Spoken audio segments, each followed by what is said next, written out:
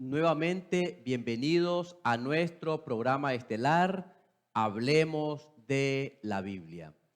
Un programa que proclama al mundo un mensaje de paz, de seguridad y de amor.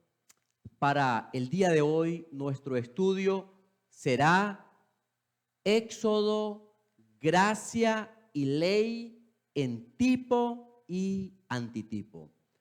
Muchas gracias por dejarnos entrar hasta la comodidad de su hogar y hasta lo recóndito de su corazón. Antes de nuestro estudio, vamos a orar. Padre nuestro que estás en el cielo, santificado sea tu nombre. Venimos delante de ti, Padre, para desgranar, para presentar todas estas verdades delante de tu presencia. Ilumínanos con tu Santo Espíritu y que nuestro corazón sea un terreno fértil para que tu palabra pueda germinar y hallar cabida en nuestros corazones.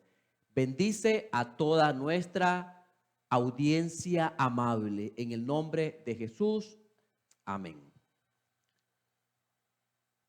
Nuestro estudio para hoy, Éxodo, gracia y ley en tipo y antitipo.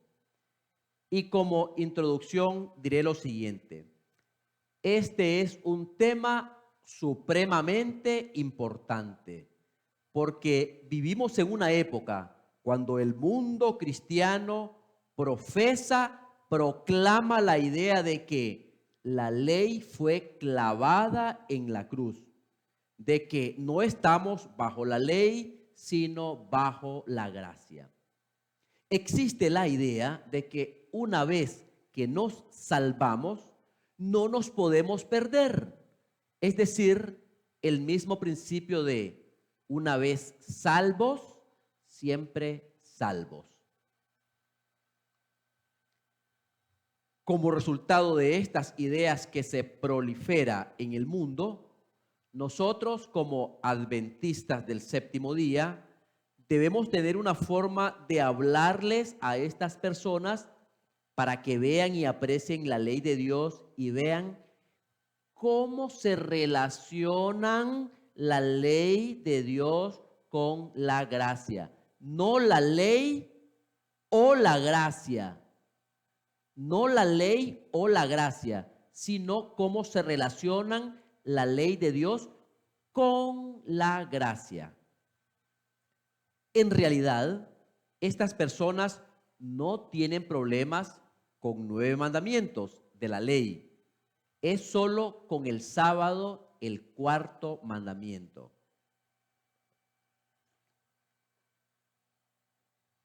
Ellos dicen, ustedes son legalistas porque guardan el sábado.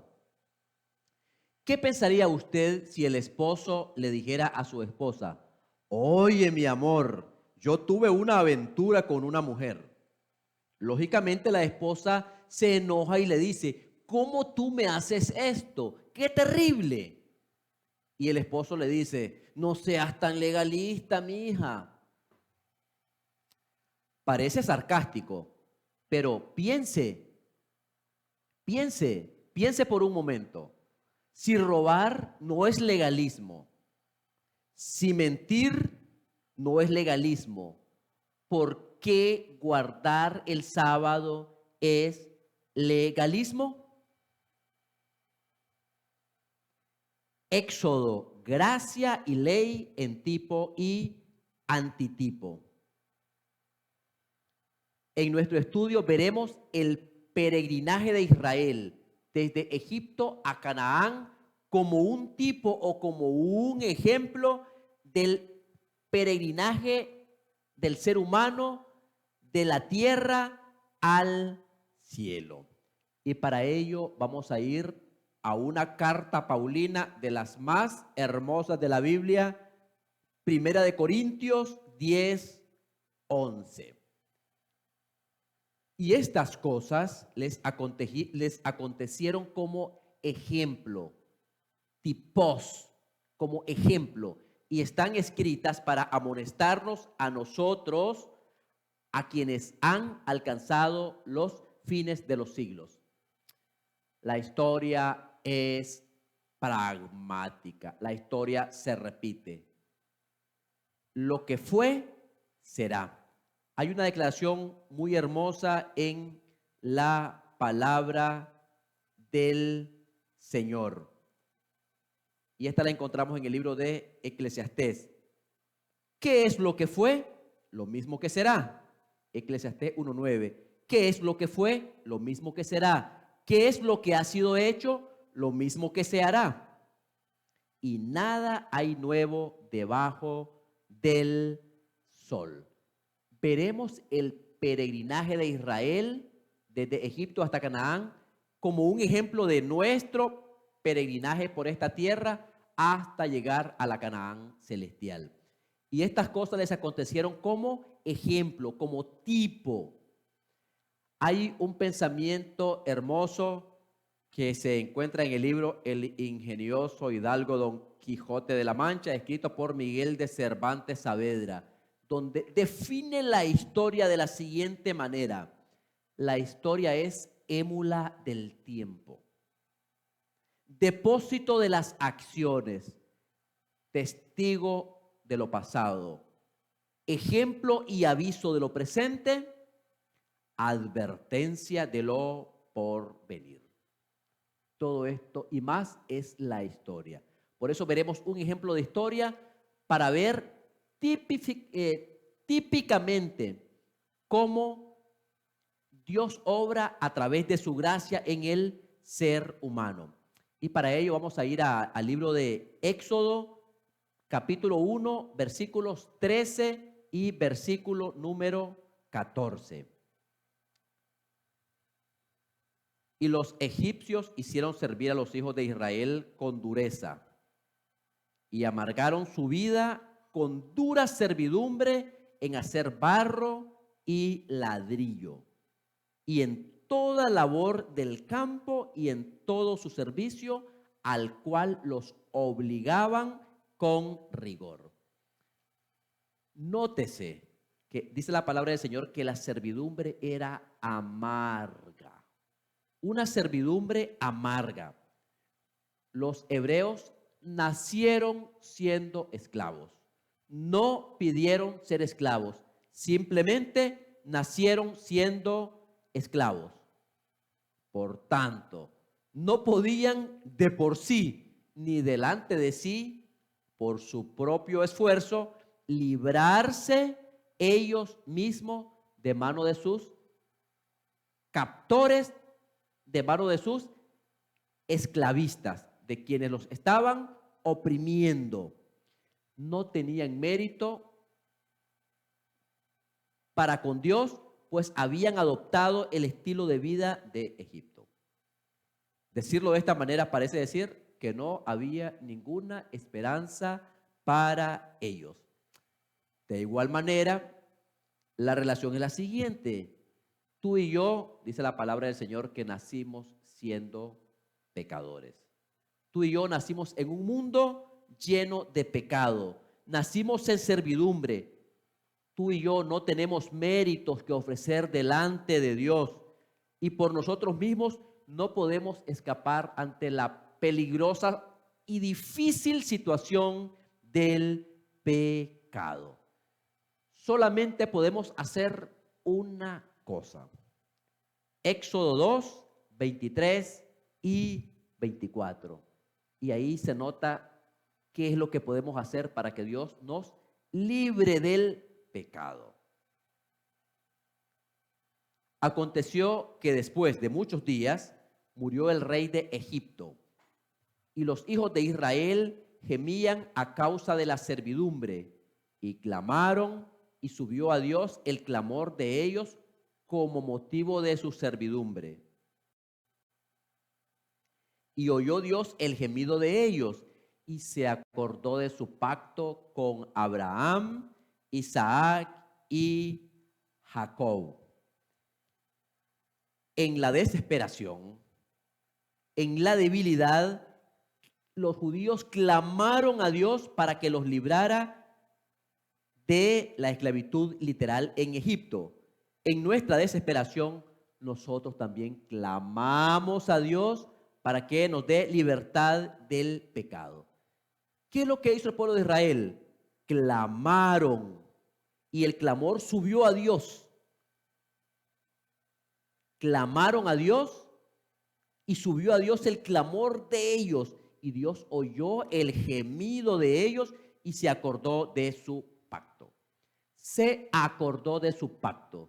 Se acordó no es que Dios haya tenido amnesia o que Dios se olvide deliberadamente de sus promesas. Se acordó. Dios no se olvidó.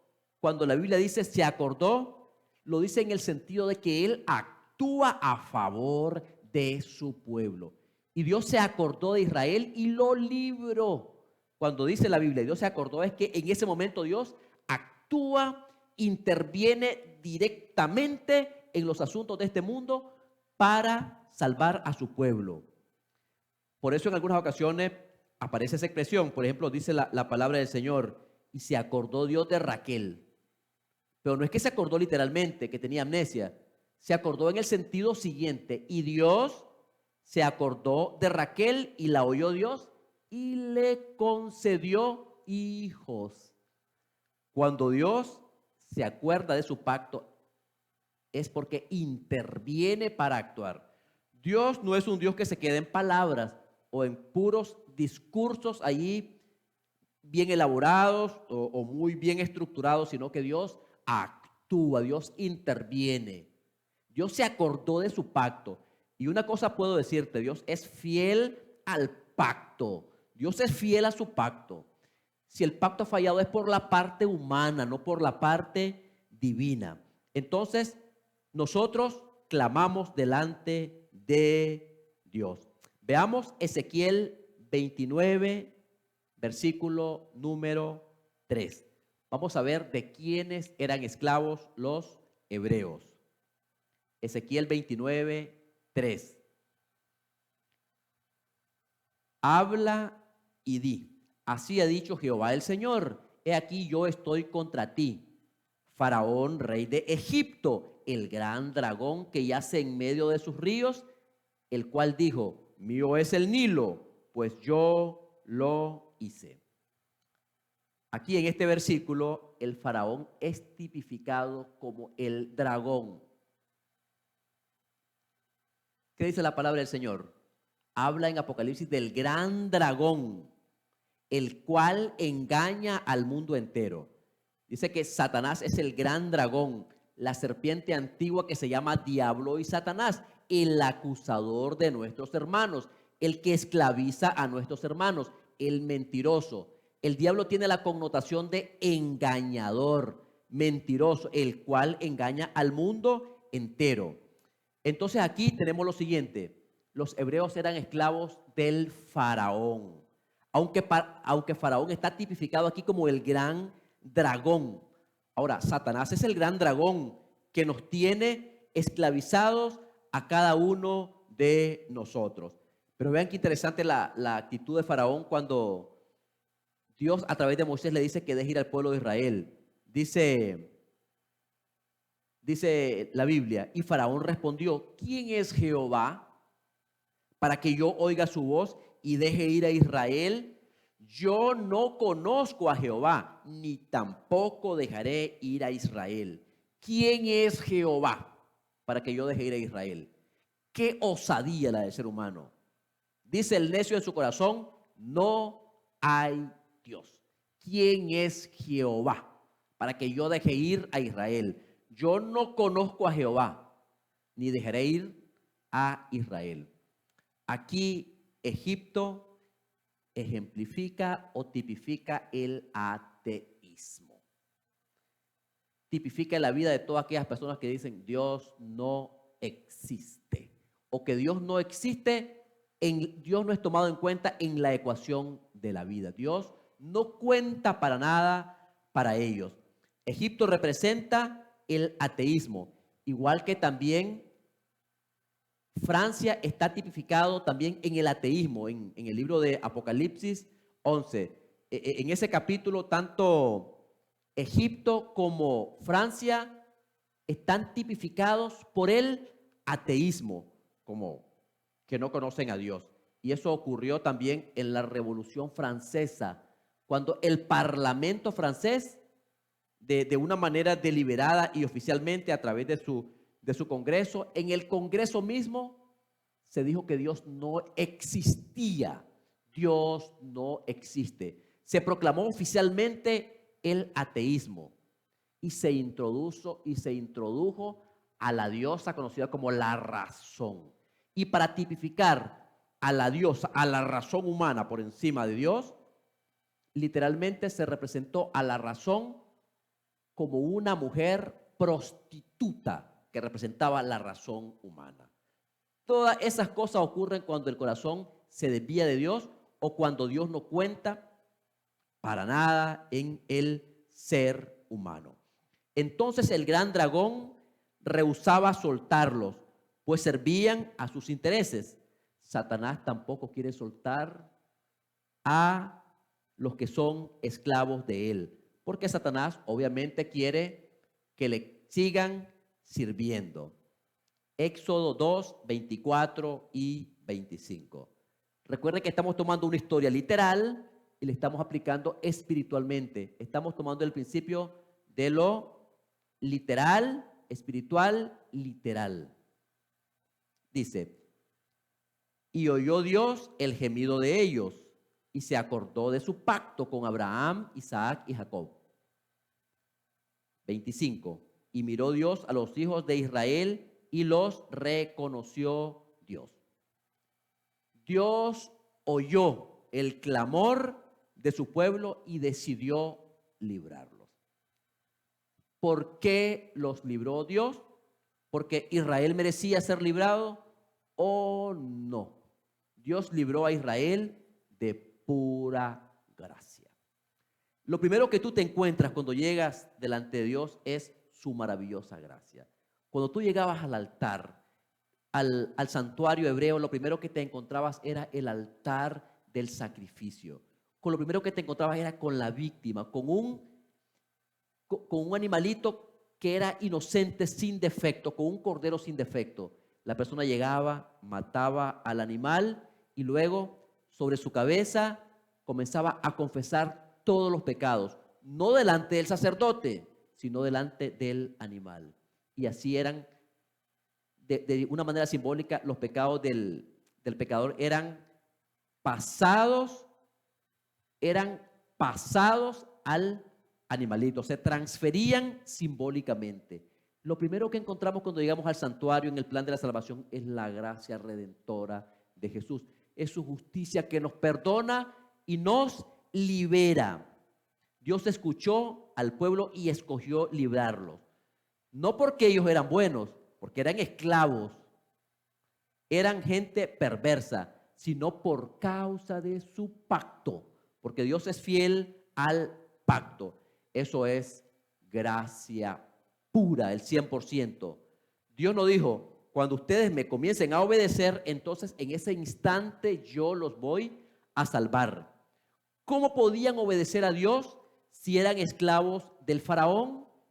Obviamente, el algoritmo lógico sería el siguiente: tenían que ser librados milagrosamente por intervención divina para que luego pudieran servir a Dios.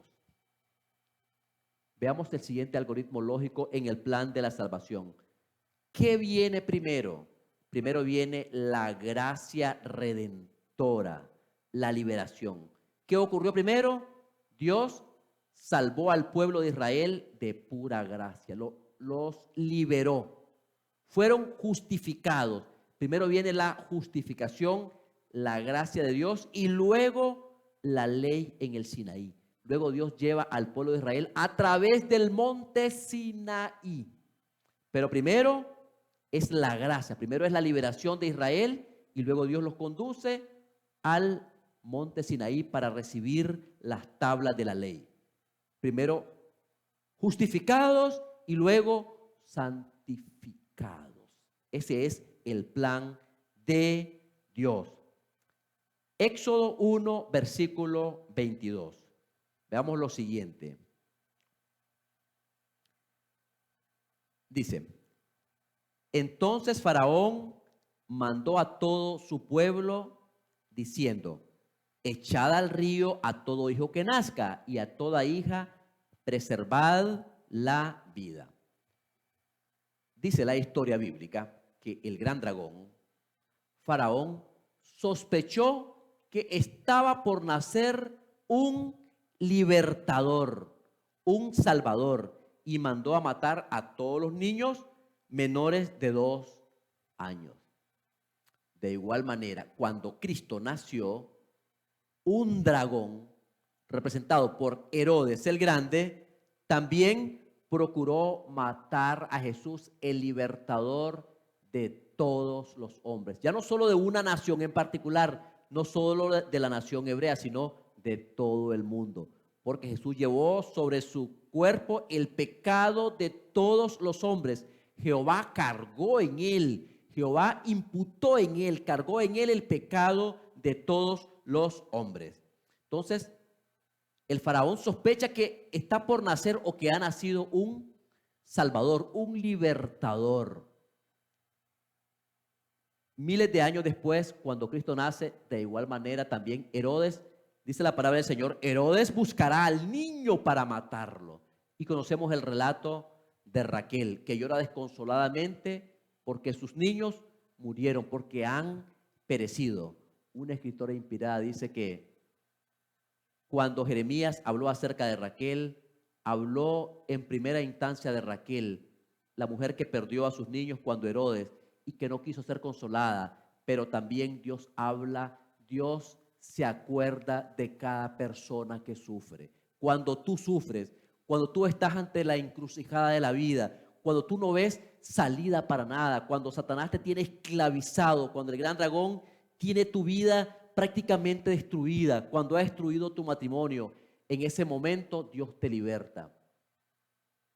Jeremías también además de referirse a Raquel, se refiere también a cada hijo de Dios, a cada ser humano, cuando sufre y busca el consuelo de Dios. Entonces, de igual manera, también Jesús fue buscado para ser muerto. Éxodo 2:10. Hay una revelación muy hermosa. Dice lo siguiente. Y cuando el niño creció, ella lo trajo a la hija de Faraón, la cual lo prohijó y le puso por nombre Moisés, diciendo, porque de las aguas lo saqué. Un libertador había nacido para salvar a un pueblo literal. Un libertador literal, Moisés. También Jesús, el libertador, es el nuevo Moisés, según el Nuevo Testamento. Jesús es el libertador en el nuevo pacto. Moisés es un tipo, un ejemplo de Cristo, que es el máximo libertador del pecado. Cuando el niño creció, ella lo trajo a la hija de Faraón. Dice la historia extra bíblica que aquella hija del Faraón se llamaba Asheput, la hija del Faraón, la cual lo prohijó como si fuese su hijo y le puso por nombre Moisés, porque dijo, de las aguas lo saqué. Éxodo 5, versículo 5. Hay otra declaración muy hermosa. Dijo también Faraón, he aquí el pueblo de la tierra es ahora mucho, y vosotros le hacéis cesar de sus tareas. Una escritora inspirada dice lo siguiente: Moisés y Aarón, su hermano, habían introducido una reforma en la observancia del sábado y este había llegado hasta el conocimiento del rey. Por eso la petición es, por eso lo que dice es el faraón, he aquí el pueblo de la tierra ahora es mucho y vosotros le hacéis cesar. Esa palabra cesar es Shabbat. Le quieren hacer reposar. Exactamente, Moisés había tratado de que el pueblo comenzase a guardar el sábado, pero era imposible. Como tú y yo no podemos guardar la ley de Dios en nuestra condición sin primero haber sido justificado gratuitamente por la sangre del Hijo de Dios. Primero es la justificación y luego la santificación.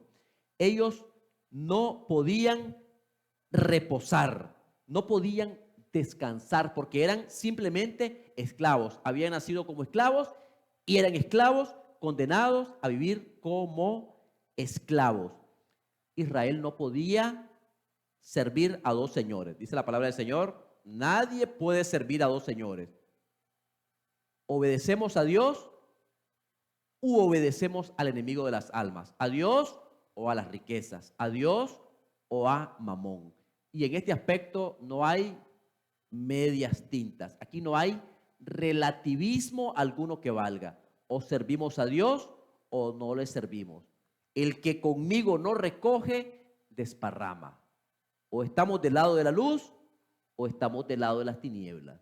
O estamos del lado del Hijo de Dios o estamos del lado del gran dragón, la serpiente antigua que se llama Diablo y Satanás. Entonces para Israel era imposible guardar el sábado porque eran esclavos. Tenían que ser primero liberados para poder servir al otro amo, que era Cristo Jesús. Éxodo 12, 26 y 27.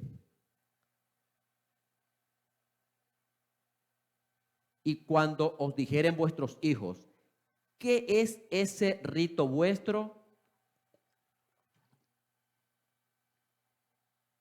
Vosotros responderéis, es la víctima de la Pascua de Jehová, el cual pasó por encima de las cosas, de las casas de los hijos de Israel en Egipto, cuando hirió a los egipcios y libró nuestras casas.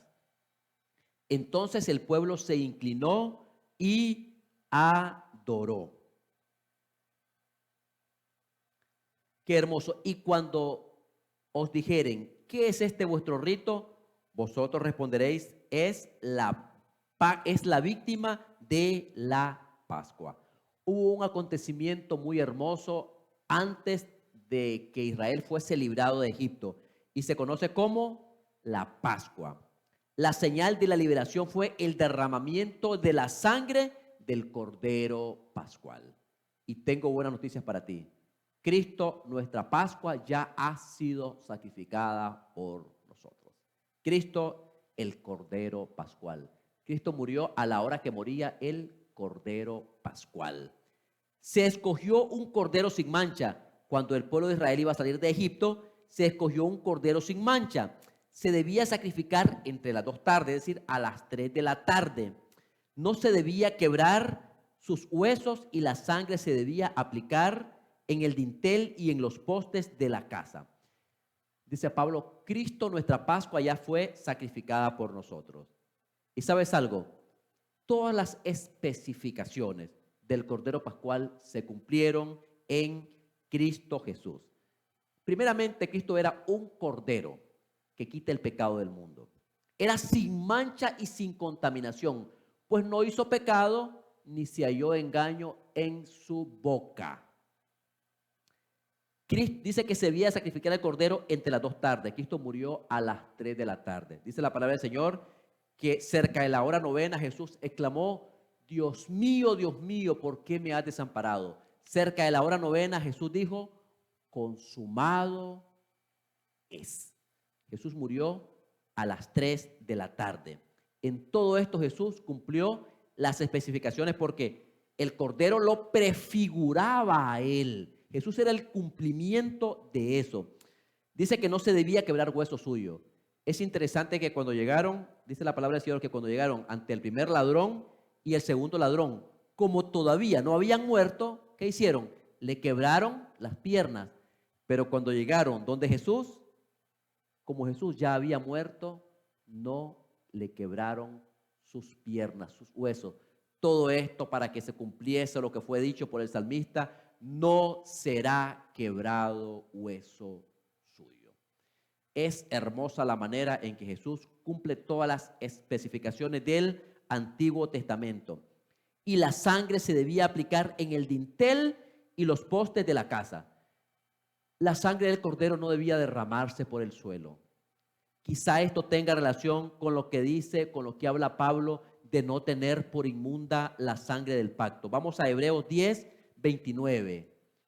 La sangre debía ser aplicada en los dinteles, en lo alto. La sangre no debía echarse al suelo, sino que debía de estar en lo alto. ¿Cuánto mayor castigo pensáis que merecerá el que pisoteare al Hijo de Dios y tuviere por inmunda la sangre del pacto en la cual fue santificado e hiciere afrenta al Espíritu de gracia? La sangre debía ser aplicada en los dinteles, en los postes de la casa, no debía ser echada por tierra. Mi estimado hermano y amigo, toda vez que tú y yo en flagrante desobediencia nos volvemos contra Dios, es como si tuviésemos por inmunda la sangre del pacto. Y eso dice la palabra del Señor: cuánto más castigo tiene aquel que derrama o que tiene por inmunda la sangre del pacto. La sangre debía ser aplicada. No es suficiente el hecho de que Cristo haya muerto por nosotros, mis hermanos. La sangre tiene que ser aplicada. Los méritos de la vida de Cristo tienen que ser aplicada en nuestra vida. Y allí comienza la santificación. Cristo en vosotros, la esperanza de gloria. Cristo te justifica, la sangre fue derramada por nosotros, pero esa sangre debe ser aplicada en tu vida, en los postes, en los dinteles de las puertas, es decir, donde se pueda ver. La sangre de Cristo debe ser administrada, debe ser aplicada en tu mente, que es el trono donde Dios se comunica contigo. La sangre debe ser colocada en tu mente, en tu lóbulo frontal, que es el trono, que es el lugar donde Dios se comunica directamente contigo. La sangre debe ser aplicada en tu corazón. Esto es, Cristo debe ser el centro de tus pensamientos, el centro de tus afectos. Cristo debe ser el todo y en todo en su vida. Todo esto se cumplió en Cristo Jesús, nuestro amante Salvador. Entonces tuvo que ocurrir la Pascua para que fueran librados. Esa Pascua estaba representada por Jesús. Éxodo 14, versículo 9. Dice lo siguiente: siguiéndolos pues los egipcios con toda la caballería y carros de Faraón, su gente de a caballo y todo su ejército los alcanzaron acampados junto al mar, al lado de Pi-Hairot, delante de Baal Zephón. Es interesante que Faraón, después que ellos salieron de la tierra de Egipto, Faraón reunió a todos sus ejércitos y sus carros de guerra. La Biblia habla, por ejemplo, de 600 carros de guerra, pero son los carros de guerra más grandes o los más sobresalientes. Faraón no iba a soltar a Israel sin una batalla a muerte. Hace lo mismo con nosotros, pero Satanás hace lo mismo con nosotros. Una vez que tiene al ser humano cautivo, no lo quiere soltar, no permitirá fácilmente que Cristo nos libre sin una batalla feroz. Satanás tiene lucha por controlar nuestra mente, no quiere que su presa se le salga de su mano. Ya el pueblo de Israel había sido libertado y ahora comienza la persecución de Faraón. Primera de Corintios 10, 1 y 2. Y veamos ahora toda una serie, toda una secuencia de eventos que tipifica, en lo que quiero mostrar es, en toda esta historia que estoy mostrando, es como lo que sucedió con Israel desde su salida de Egipto hasta la entrada a la Canaán terrenal, tipifica el peregrinaje del ser humano de la tierra a la Canaán celestial, al cielo. La experiencia que el ser humano pasa a través de toda la experiencia de la salvación, desde que Jesús te encuentra, desde que Jesús te justifica, desde que Jesús muere por ti en la cruz del Calvario, luego toda la serie de eventos la historia de la salvación, como Dios nos salva. Eso es lo que estoy tratando de mostrar. Dice 1 Corintios 10, 1 y 2. Porque no quiero, hermanos, que ignoréis que nuestros padres estuvieron bajo la nube y todos pasaron el mar. Y todos en Moisés fueron bautizados en la nube y en el mar. Dice la palabra del Señor que todos fueron bautizados, todos en Moisés fueron bautizados en la nube y en el mar. Israel fue bautizado en Moisés en el Mar Rojo. Estoy hablando aquí de un simbolismo. Es decir, Israel pasó literalmente el Mar Rojo. Allí Israel fue bautizado en Moisés, es decir, cruzaron el Mar Rojo. Obviamente lo cruzaron en seco. Es decir, su vida vieja, su vida de pecado quedó sepultada en las aguas e Israel salió al otro lado del Mar Rojo como una nación libre que ahora sí podía obedecer a Dios de acuerdo con los dictámenes de su conciencia, porque ahora era un pueblo libre. Es decir, la vida antigua quedó en el pasado. Ahora cuando cruzaron literalmente el Mar Rojo, son un pueblo libre. Ya al otro lado del Mar Rojo salen como un pueblo libre, por decirlo de alguna manera. Es decir, nacieron a novedad de vida. Y el paralelismo es hermoso, es grandioso. Cuando nosotros somos bautizados, en ese momento nacemos a nueva vida. Vamos a ver qué dice Gálatas 3:27. El apóstol Pablo dice que somos bautizados en Cristo Jesús. El pueblo de Israel fueron bautizados en Moisés. En la experiencia espiritual somos bautizados en Cristo, porque todos los que habéis sido bautizados en Cristo, de Cristo estáis revestidos. Algo que puedo notar de Pablo es que la mayor frase que dice Pablo es en Cristo, en Dios, en Teos. Solo en Teos, solo en Cristo podemos hallar salvación. Israel fue bautizado en Moisés.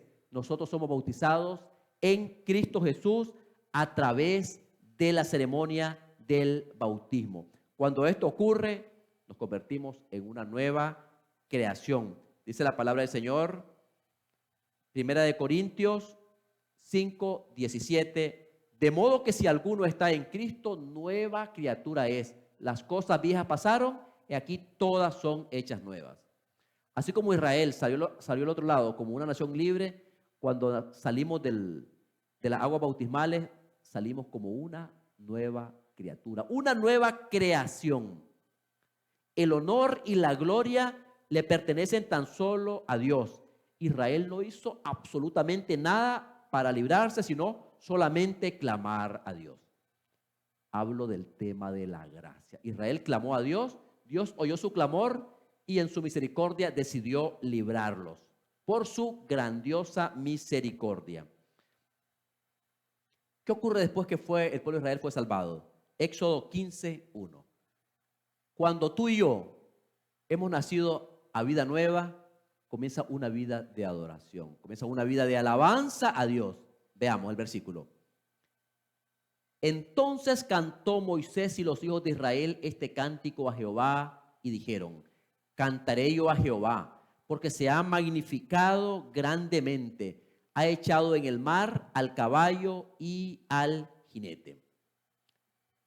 Después que Israel fue librado maravillosamente, después de su bautismo, después de su cruce por el Mar Rojo, Israel cantó con entusiasmo un canto, un himno maravilloso de liberación. Y también esto es típico, porque dice la palabra del Señor, y vamos a ir a ello, al libro de Apocalipsis, al capítulo 15, ahí menciona 15, 3 y 4, ahí menciona que también todos los que se hallan delante del mar de cristal, es decir, todos los que sean vencedores cantarán el cántico de Moisés y el cántico del Cordero. Y cantan el cántico de Moisés, siervo de Dios, y el cántico del Cordero, diciendo: grandes y maravillosas son tus obras, Señor Dios Todopoderoso. Justos y verdaderos son tus caminos, Rey de los santos. ¿Quién no te temerá, oh Señor, y glorificará tu nombre? Pues solo tú eres santo, por lo cual todas las naciones vendrán y te adorarán, porque tus juicios se han manifestado.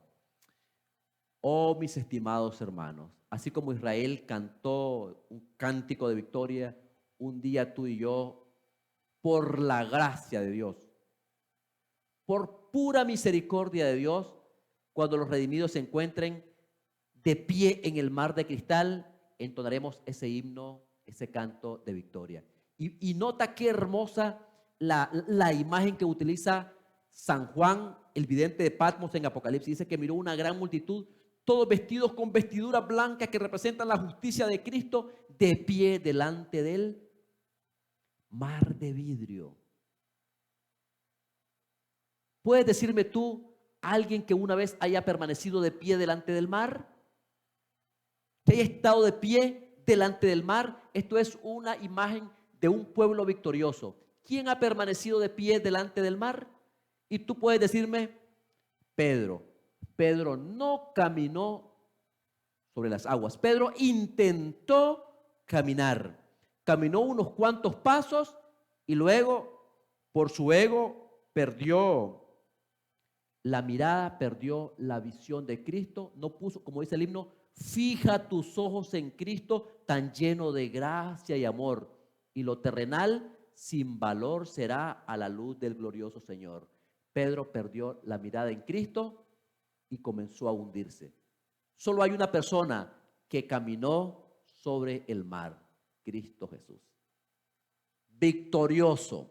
Todos los que se hallen ante el mar de vidrio van a ser victoriosos. Por eso tendrán palmas en la mano, serán coronados como símbolo de victoria y de éxito, porque pasaron al otro lado del Jordán como victoriosos. Y lo hermoso es que cantarán el cántico de Moisés y el cántico del Cordero. Eso está en el futuro. Yo te invito para que tú y yo podamos entonar ese himno delante de Dios, delante de los santos ángeles y delante del Cordero. Así que después de que el pueblo de Israel salió de Egipto, después que salió de el Mar Rojo, después que cruzó el Mar Rojo, cantó. Toda vez que tú y yo, después que hemos sido bautizados, comienza la vida de adoración a Dios, comienza la alabanza a Dios. Éxodo 16, versículo 4. Vamos ahora a otro aspecto en la vida espiritual. Tiene que ver con el maná, con la santificación. Dice, Éxodo 16, versículo número 4. Y Jehová dijo a Moisés: he aquí yo os haré llover pan del cielo, y el pueblo saldrá y recogerá diariamente la porción de un día, para que yo la pruebe si anda en mi ley o no.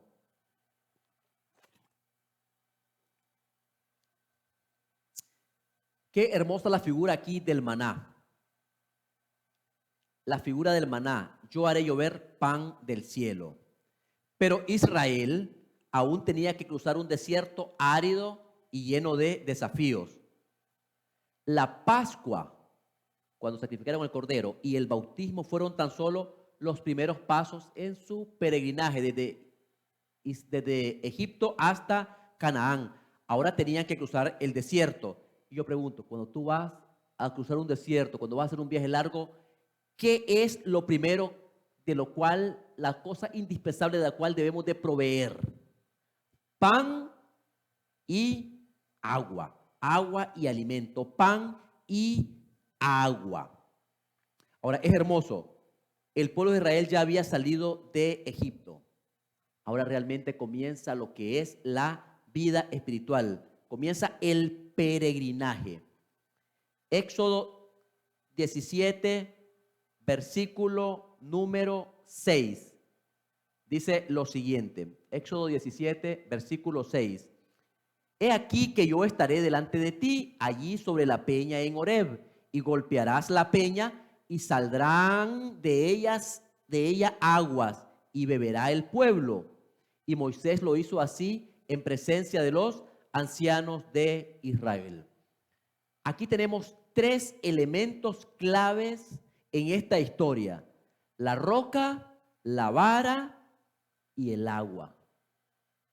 El pueblo de Israel ya había salido, ya ha cantado, comienza la vida devocional delante de Dios, la vida de adoración, comienza el maná, es decir, el pueblo debe comenzar a asimilar la palabra del Señor, pero también debe de beber la sangre del Hijo de Dios, el agua de vida. Entonces tenemos aquí tres elementos claves: la roca, la vara y el agua. El Nuevo Testamento deja en claro que la roca era Cristo. Cristo es la roca. La vara representa el castigo que cayó sobre él. Recuerda lo que decía la Biblia, dice: y Jehová cargó en él, Jehová imputó en él el castigo de todos nosotros.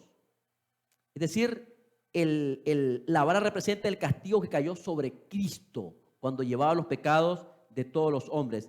Y el agua representa el Espíritu Santo que recibimos en el momento del bautismo, cuando nacemos a nueva vida. Cristo es la roca, cuya obra es perfecta. Dice la palabra de Dios: todos bebieron la misma bebida espiritual porque bebían de la roca espiritual que los seguía, y la roca era Cristo. Es decir, el alimento no era meramente material, sino espiritual. Por eso Cristo habló de comer la carne del Hijo de Dios, de beber la sangre del Hijo de Dios, de asimilar la vida de Cristo, de imitar la vida de Cristo en nuestros corazones, en nuestras vidas. Deuteronomio 8:3 da una declaración muy hermosa. Dice Deuteronomio: y te afligió. Deuteronomio 8:3. 8:3. Y te afligió, y te hizo tener hambre, y te sustentó con maná, comida que no conocías tú ni tus padres, la cual ni tú ni tus padres la habían conocido, para hacerte saber que no solo de pan vivirá el hombre, mas de todo lo que sale de la boca de Jehová vivirá el hombre. El maná representa la palabra de Dios. El maná representa la palabra de Dios. Toda palabra que sale de la boca de Dios. Al asimilar la palabra de Dios, cobramos fuerza para nuestro peregrinaje. Tú no puedes tener fuerza si no te alimentas, si no tomas agua.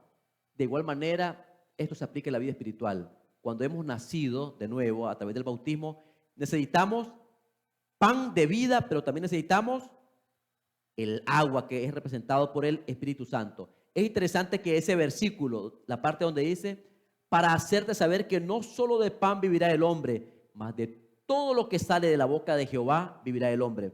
Este texto precisamente fue citado por Jesús.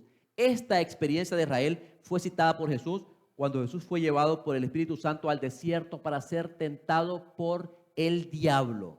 En la primera tentación Jesús contestó: escrito está, no solo de pan vivirá el hombre, sino de toda palabra que sale de la boca de Dios.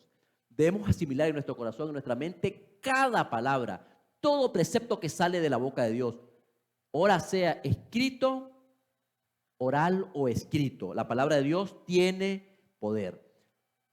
Necesitamos comer el maná. Ahora veamos qué interesante acerca del maná. En primer lugar, hermanos, esto habla de una vida devocional. El maná debía de ser recogido diariamente. Tú y yo necesitamos una vida devocional, una vida de adoración diariamente. Necesitamos ir a las Escrituras para comer el pan de vida, asimilar el pan de vida. El maná debe ser recogido diariamente.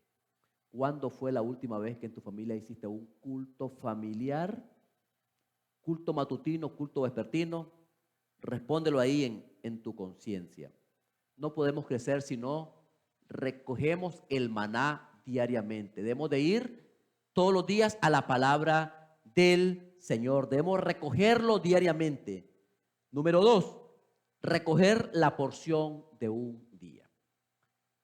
Si tú comes en un solo alimento, en una sola sentada, la comida de una semana, ya puedes advertir lo que te puede pasar.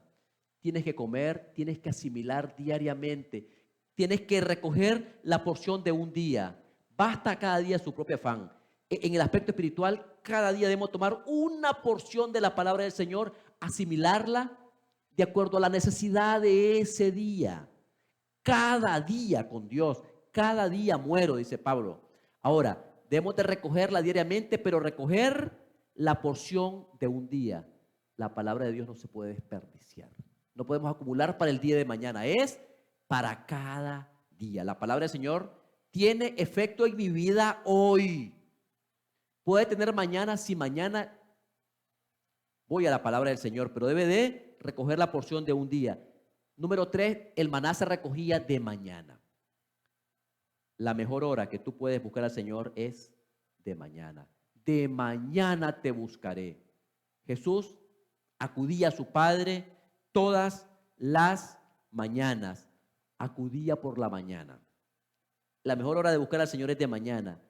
Número 4, debían de agacharse a recoger el maná. Agacharse. ¿Qué significa agacharse? ¿Qué símbolo agacharse? De humillación delante de Dios, de postrarse delante de Dios. Tú vienes delante de Dios en oración de humillación, con el corazón contrito, humillado. Significa la oración, la humillación delante de Dios. Y habló Dios todas estas palabras diciendo: yo soy Jehová tu Dios, que te saqué de la tierra de Egipto, de casa de servidumbre. En vez de viajar directamente a Canaán, Dios llevó al pueblo al monte Sinaí y allí les dio su ley. Habían sido librados de su cruel capataz y ahora tenían libertad para servir a su nuevo amo, a Cristo el Señor. Es decir, la ley fue dada a un pueblo libre. Primero la gracia, primero los rescata y luego les da su ley. Ahora, Dios lleva a Israel a la tierra de Canaán por la vía del Sinaí. Cuando tú aceptas al Señor, el Señor te perdona, pero te lleva por la senda de la obediencia. Si me amáis, guardad mis mandamientos. Dios lleva a Israel por la vía del Sinaí. La obediencia no nos gana la salvación, sino que la obediencia fluye de la salvación como un resultado de tener a Cristo en nuestros corazones. Primero, el Señor nos libra, luego nos da su ley, pero nos manda por el camino de Él, por la vía del Sinaí, por la vía de la ley. Esto no es legalismo, nos manda por la obediencia. Dice la palabra del Señor: pero de los más de ellos no se agradó Dios, por lo cual quedaron postrados en el desierto. Habla de toda la generación que no entró en Canaán. Mas estas cosas sucedieron como ejemplo para nosotros, para que no codiciemos cosas malas como ellos codiciaron. Es interesante que los corazones de los israelitas no habían cambiado. Habían salido de Egipto, sí, pero Egipto no habían salido de ellos. No murieron espiritualmente cuando fueron sepultados en las aguas. Fueron redimidos, pero no respondieron en obediencia a Dios. No hicieron más que murmurar, quejarse. Querían la dieta de Egipto, el estilo de Egipto, la música de Egipto, el baile de Egipto, los dioses de Egipto. Ninguno de los que fueron redimidos de Egipto entraron a Canaán, excepto Josué y Caleb. Tenían el derecho a Canaán, pero no la idoneidad. Los que fueron justificados rehusaron ser santificados. Y es que, mis hermanos, después de que somos justificados, necesitamos transitar la santificación. La santificación es la idoneidad para el cielo. No es suficiente un buen comienzo de la vida cristiana. La Biblia dice que el que persevera hasta el fin será salvo. No es suficiente tener el derecho al cielo, sino hay que tener idoneidad para el cielo. el Señor nos ha llamado de las tinieblas a su luz admirable. Es decir, para ser idóneos debemos ser santificados. En conclusión, mis estimados hermanos, hay una relación estrecha entre la gracia y la ley. Hay una relación, no rivalidad, hay una relación entre la gracia y la ley. Dios nos libra del pecado, nos justifica y luego nos lleva como Israel hacia Canaán por la vía del Sinaí. Nos llama a la obediencia que fluye de la salvación. Vamos a orar.